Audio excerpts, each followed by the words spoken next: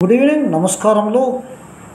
ముఖ్యంగా మనము విజిట్లో భాగంగా నిన్న నలింగాయపల్లి, తిప్పలూరు, ఎర్రగుంట్ల విజిట్ చేయడం జరిగింది. పందిళ్ళపల్లె, కమలాపురం, అదేవిధంగా ఎన్ని గ్రామాలను చేయడం జరిగింది. అపోలో టెలి సర్వీస్ అనేటువంటిది పేద ప్రజల కోసం సిఎస్ఆర్ బడ్జెట్ ద్వారా హాస్పిటల్ని ఏర్పాటు చేశారు. అదేవిధంగా కంటి ఆసుపత్రి అని చెప్పి పుష్పగిరి వాళ్ళ సౌజన్యంతో చేస్తున్నట్టు కమలాపురం, తిప్పలూరులో కూడా చెప్పడం జరిగింది. ఓకే, ఇవన్నీ చేసినటువంటి భారతీ యజమాన్యం గారికి, భారతీ సిమెంట్ యజమాని గారికి ధన్యవాదాలు తెలుపుతూనే అక్కడ ఏసీఎస్ఆర్ అనే ఇనిషియేటివ్, భారతీ సిమెంట్ అనేటువంటి అంశాన్ని మనం ఇప్పుడు చెప్తా ఉన్నాం. ఇక్కడ వాళ్ళు ఏదైతే పేద ప్రజలకు చెందవలసిన సిఎస్ఆర్, కార్పొరేట్ సోషల్ రెస్పాన్సిబిలిటీ, సామాజిక బాధ్యత నుంచి ఆ ఫండ్స్ని తీసుకొని శాలరీస్ ఇస్తూ విద్యా, వైద్యము పెట్టవలసినటువంటి లేదా మౌలిక సదుపాయాల కోసం సమానంగా రేడియస్ 10 కిలోమీటర్లో ఎఫెక్ట్ పడేటువంటి వాళ్ళందరికీ చెందవలసినటువంటిది వాళ్ళు కార్పొరేట్ శక్తులకు అపోలోకి ఇచ్చి వాళ్ళ ద్వారా వీళ్ళు ఏం చేస్తున్నారు అనేది మనందరికీ జగమెరిగిన సత్యం. అక్కడ ఒక డాక్టరు, ఒక కంపౌండరు, ఒక టెక్నీషియన్, అదేవిధంగా డిటిపి, అదేవిధంగా ఇంకొక ఆయన ఉన్నారు.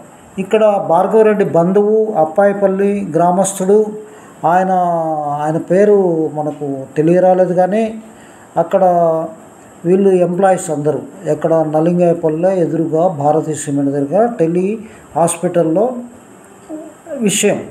నా పేరు వై చెన్నకేశ్వరరెడ్డి, సామాజిక కార్యకర్త. నేను విజిట్ చేయడం జరిగింది. విజిట్లో బయటపడ్డటువంటి అంశాలు ఏంటంటే అక్కడ 11 మంది పేషెంట్స్ ఉన్నారు. వాళ్ళు చూడకపోతే ఏంటి అని అడిగితే ఇక్కడ ఒక లేడీ చెప్పింది, అక్కడ ఉన్నట్టు పనిచేసేది, సారు అది మీటింగ్లో ఉన్నాడు అని చెప్పడం జరిగింది. మీటింగ్ అంటే రాజకీయ మీటింగ్ అని నేను అడగడం జరిగింది. అదేవిధంగా ఆయన నన్ను గట్టిగా అడిగితే నాకు వెయిట్ చూశారు, తర్వాత హైట్ చూశారు. తర్వాత నేను అక్కడ గమనిస్తే ఆయన ముఖ్యంగా ఆ చైర్లో కూర్చొని కళ్ళు మూసుకొని ఏదో విన్నట్టు యాక్ట్ చేస్తూ ఉన్నాడు. అప్పుడు నేను అడిగాను, ఇదేనా అయ్యా మీటింగ్, రాజకీయ మీటింగ్ అని అడగడం జరిగింది. ఆయన మాట్లాడిన మాటలకు బయటకు వచ్చాడు. ఆయన చాలా పెద్ద రూబాబుగా, భార్గవరెడ్డి కంటే పెద్ద రూబాబుగా. నాకు అర్థమైంది ఏంటంటే వీడు మహా మేధావి. వీడు ఎందుకంటే నేను అడిగినటువంటి అంశం ఏంటంటే హూ ఆర్ యూ అని నన్ను అడగడం జరిగింది. అంటే నేను చెప్పాను, మీరెవరు అంటే I am citizen of India అని చెప్పాను. మా భూములు తీసుకొని మీకు అందరికీ జీతాలు వస్తున్నాయి, మీరు పని ఎందుకు చేయరని చెప్పి అడగడం జరిగింది. అప్పుడు ఆయన సమాధానం ఏంటంటే బొత్సు భోషణం ఏం పీక్కుంటావో ఏంటో అని చెప్పడం జరిగింది. నేను అన్నాను, ఒక ఎంప్లాయీగా ఉంటూ అట్లా మాట్లాడడం కరెక్ట్ కాదు, నీ ఉద్యోగం ఏంది, నువ్వెవరు అని అడగడం జరిగింది. భార్గవరెడ్డి మనిషి, వానికి ఒక భూములు చేపించుకొని కోటా కింద ఒక ఉద్యోగం ఇచ్చినట్టు నాకు అర్థమైంది. నా ఎంక్వైరీలు కూడా తేలింది. మిస్టర్ భార్గవరెడ్డి, నువ్వు ఎంత చేస్తున్నావు అనేది రౌడిజం, దుర్మార్గము, దుష్టిత్వము, మోసము, అన్ని రకాలైనటువంటి పనులు నువ్వు చేస్తున్నావు. ఇక ముఖ్యంగా నేనే సాక్ష్యం. ఇక ముఖ్యంగా నా మీద కూడా కేసు పెడతా ఉన్నావు. జగనన్నను తిట్టావని, జగనన్నే ఇంటికి పోయాడు, నిన్ను కూడా ఇంటికి పంపించాలనేది నా ఉద్దేశం. నీ కోసము నిన్ను అక్కడ ఉద్యోగం నుంచి పీకించేంత వరకు నా ఉద్యోగం ఆగదు అని నీకు ఈ యొక్క వీడియో ద్వారా చెప్తున్నాం. ఒక ఎంప్లాయే బొత్సు భోషణం అని పేషెంట్స్ దగ్గర చెప్పాడంటే వాడు ఎంత దుర్మార్గుడు, దుష్టుడు, అసలు సభ్యతగా ఉందా? వాడు దేశాలు, రాష్ట్రాలు, పులివెందల, హైదరాబాదు, విజయవాడ అంతలట్లా తిరిగి వాడిని నువ్వు ఉద్యోగంలో పెట్టుకున్నావు. వాడిని తక్షణమే తొలగించాలి, భూములు పోయినని ఇవ్వాలని చెప్పి నేను కోరుతా ఉన్నాను. ముఖ్యంగా మా దృష్టిలో వచ్చినటువంటి అంశం, కలెక్టర్ శ్రీధర్ గారికి ఆల్రెడీ కంప్లైంట్ చేయడం జరిగింది. అదేవిధంగా మేము చెప్పినటువంటి అంశంలో ఏంటంటే మీది కాంట్రాక్ట్ ఏది ఉండద్దు, డైరెక్ట్ జాబ్స్ ఇవ్వాలి. సెక్యూరిటీ గార్డులు 10,000, 12,000, 15,000 గ్రూపులుగా నువ్వు ఇస్తున్నావు. ఆ కాంట్రాక్టులు ఎవరో మాకందరికీ తెలుసు. అట్లా కాకుండా భూములు పోయినటువంటి వాళ్ళకు డైరెక్ట్ జాబ్స్ ఇవ్వాలి. వాళ్ళ 10th ఇంటర్ అని మేము 4 కంపెనీల్లో ఏదైతే చెప్తా ఉన్నాము. కడపలో ఉన్నటువంటి కంపెనీలు దాల్మియాలో చెప్పడం జరిగింది, అదేవిధంగా ఐసీఎల్లో చెప్పడం జరిగింది, చిలంకూరు అండ్ ఎర్రగుంట్ల. ఇంకొకటి కంపెనీ కోడూరు దగ్గర ఉన్నటువంటి కంపెనీలో కూడా ఇవి లెటర్లు రాయడం జరిగింది. అదేవిధంగా భారతీయ సీమలో ఏమాత్రం రూల్ ఆఫ్ లా లేదు. జగనన్న పరిపాలన ఏ విధంగా 5 సంవత్సరాలు చేశారో మీరు 2009 నుంచి అదే విధంగా చేస్తున్నారు. అది 100% రూల్ ఆఫ్ లాకు విరుద్ధము. అదేవిధంగా ఎంతో మోసం చేసి నేను లెటర్లో చెప్పడం జరిగింది. బినామీల పేరు మీద మీ వాళ్ళకు కొనుక్కొని మళ్ళీ ఎక్కువ రేటుకు అమ్ముకుంటున్నారు. ఇవన్నీ కూడా మా దగ్గర రికార్డ్స్ ఉన్నాయి. మీకు అక్కడ అన్నీ కూడా ఇన్వెస్టిగేషన్ మొదలుపెట్టాం. అదేవిధంగా ఏసీబీకి చెప్పాం, విజిలెన్స్కి చెప్పాం, ఈడీ ఎవరెవడు ఎంత డబ్బులు సంపాదించాడో అనైతికంగా సంపాదించినటువంటి భార్గవ్ రెడ్డి కానీ ఇంకా మేనేజ్మెంట్ కానీ వాళ్ళందరి మీద కూడా చర్య తీసుకోమని చెప్పి ఈడీకి మేము చెప్పడం జరిగింది. అదేవిధంగా దీని మీద కమిటీనేసి ఈ కమిటీలో రైతులను ఏ విధంగా మోసం చేశారు, ఉద్యోగాలు ఇవ్వకుండా తన అనుయులకు ఎలా ఇచ్చారని చెప్పి మేము రిజిస్టర్ ఆఫ్ కంపెనీ వాళ్ళకు కూడా లెటర్ రాయడం జరిగింది. భారతీయ సిమెంట్ అనేటువంటి సంస్థలో అనైతికత జరుగుతుంది. ఇది మేనేజ్మెంట్కు తెలుసా? వీళ్ళది ఒక్కటే కాదు, వీళ్ళకు ఉండేది 49%, 51% వేరే ఫారిన్ కంపెనీ కొలాబరేషన్ వాళ్ళకు ఉంది. అయినా వాళ్ళు మెయింటైన్ చేయలేమని వీళ్ళ చేతుల్లో మేనేజ్మెంట్ పెడితే వీళ్ళు ఇష్టం వచ్చినట్లు ఎంప్లాయీస్ను సతాయించడం, అదేవిధంగా కాంట్రాక్టర్లను సతాయించడం, డబ్బులు దబ్బడం, కాంట్రాక్టుల పేరుతో మొత్తం అంతా కంపెనీని దోచుకుంటూ ఉన్నారు. వీళ్ళందరినీ తక్షణమే తీసేయాలని కలెక్టర్ గారికి చెప్పడం జరిగింది. ప్రజాప్రభుత్వం వచ్చింది. జగనన్న డిక్టేటరు హిట్లర్ లాగానో ఆ విధంగా చేసినటువంటి జగనన్న నా విషయంలోనే జరిగింది. వీళ్ళు మాట్లాడితే రాష్ట్ర వ్యాప్తంగా జైలుకు పంపించారు. రూల్ ఆఫ్ లా లేదు, అది లేదు, ఇది లేదు. మాజీ ముఖ్యమంత్రిని పంపించిన ఘనత జగనన్నకు ఉంది.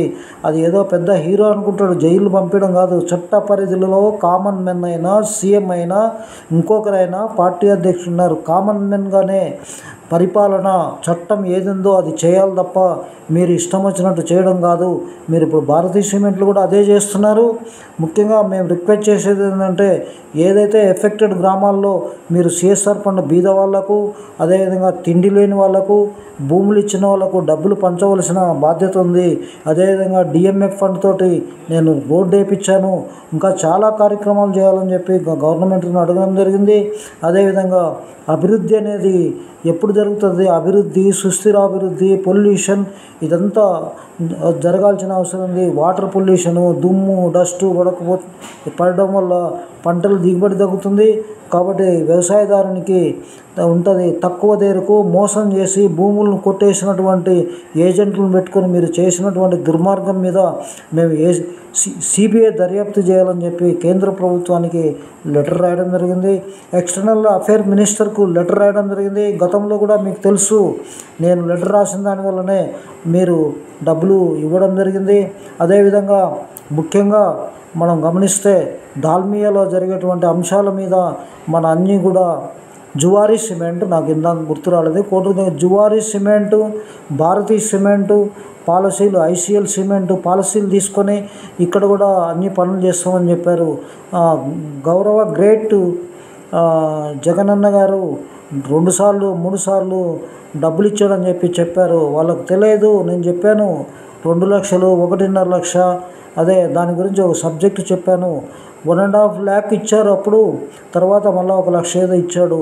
ఆయన నట్టు దిగి పులివెందల్లో డబ్బులు తీసుకొచ్చి వీళ్ళకి ఇచ్చాడు.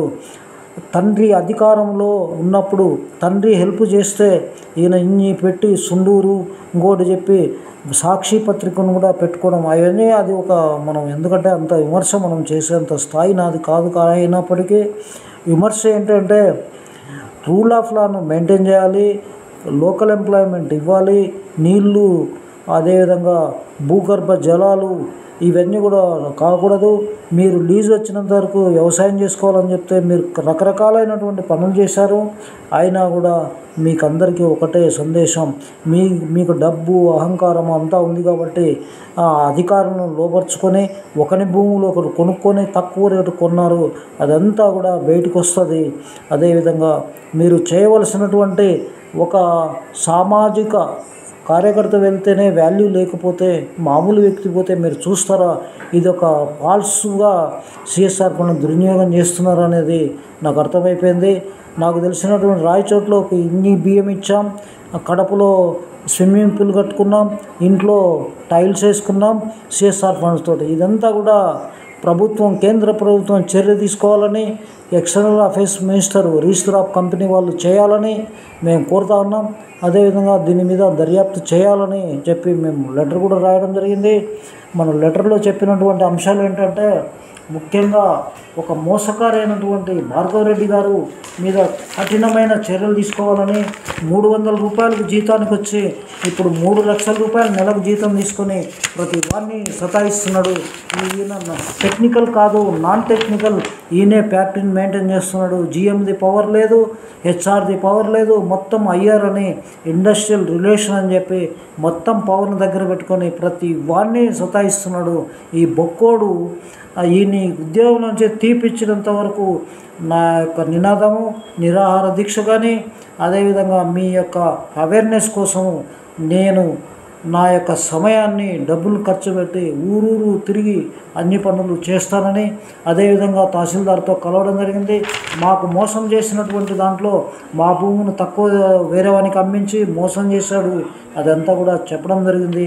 కలెక్టర్ గారికి చెప్పడం అంటే ఒక కమిటీని వేసి, నిజ నిర్ధారణ కమిటీని వేసి, పొలిటీలకు సంబంధం లేకుండా అన్ని పార్టీలను పెట్టి ఇక్కడ జరిగేటువంటి మోసాలు, దగ, కుట్ర అన్నీ చెప్పాలని చెప్పి మేము లెటర్ రాయడం జరిగింది. అదేవిధంగా సెంట్రల్ గవర్నమెంట్ కూడా అనైతికతను పాటిస్తుంది. కంపెనీ నైతికంగా లేదు, వేగు చుక్కలాగా నేను పనిచేస్తున్నాను గత 2009 నుంచి. కానీ నాకే ఎన్నో ఇబ్బందులు పెట్టారు. మీరు డబ్బులు, లంచాలు అన్నీ చేసినప్పటికీ పేద ప్రజలకు చెందవలసినటువంటి ఈ యొక్క సిఎస్ఆర్ ఫండ్స్ను కూడా మీరు మిస్యూజ్ చేసి మీరు ముక్కుతున్నారు. రాళ్ళు, ఇసుక, ఇంకా రకరకాలైన మైన్స్ బుక్కినట్టు బుక్కుతూ ఉన్నారు. ఇది మీకు బయటికి వస్తుంది. మీరు శాశ్వతం అనుకుంటున్న ఉద్యోగాలు మీ అవసరం తీరుతానే భార్గవరెడ్డి మినిస్టర్ 3 లక్షలు 300 జీతానికి వచ్చిన ఈరోజు 3 లక్షల రూపాయలు అందరినీ కంట్రోల్ పెట్టుకొని నీ యొక్క అపరమైన మేధావితనం అనుకుంటున్నాను. అపరమైన మేధావితనం కాదు, క్రిమినల్ మెంటాలిటీ అని నేను చెప్తున్నాను. కాబట్టి దీని మీద తక్షణమే ప్రభుత్వము చర్యలు తీసుకొని భారతీయ సిమెంట్ను మూసేయమని మేము చెప్పము. కానీ అందులో ఉన్న లోటుపాటును సవరించాలి, గుడ్ గవర్నెన్స్గా ఉండాలి, నైతికంగా పనిచేయాలి. అదేవిధంగా ఏదైతే వేగి చుక్కలాగా నాలాంటి వాళ్ళు ఏదైతే కంపెనీ మీద ఉంటారో, ఎడెన్బర్గ్ను కానీ అదానిని కానీ ఇంకా ఉండేటువంటి పరిశ్రమలను కూడా దాని మీద కూడా మేము అధ్యయనం చేశాం. ఇటీవల కాలంలో అదాని చెప్పాడు 100 కోట్లు సిల్క్ యూనివర్సిటీకి ఇస్తాడు. రేవంత్ రెడ్డి గారు తెలంగాణలో వద్దన్నాడు.